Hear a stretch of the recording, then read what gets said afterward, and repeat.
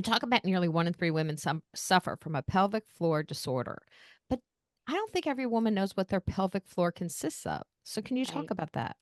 Absolutely. And I think that, this is every day I still meet people that say, "Oh, I've never heard of that." And I'm like, it's like saying you've never heard of like an elbow to me, because it's such an integral part of your body.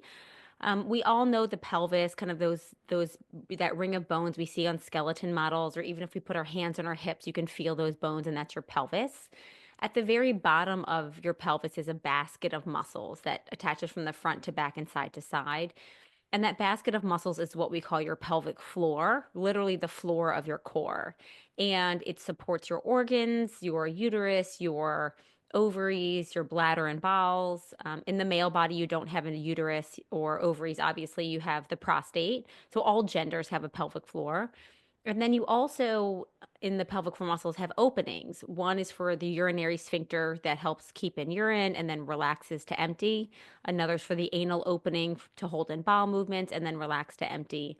And then the third opening is the vagina for vaginal intercourse, menstruation, vaginal birth. So, whenever we experience an issue in this arena, whether it's urinary leakage, frequent urination, straining with bowel movements or hemorrhoids, painful sex, even low back pain or pelvic organ prolapse, your pelvic floor muscles are a component and often the reason that you're experiencing those. And so we don't think of the muscles as the problem. We kind of like, oh, it's not an infection or, something like that. But we really need to evaluate the muscles as part of the problem. And that's really where pelvic floor therapy comes in.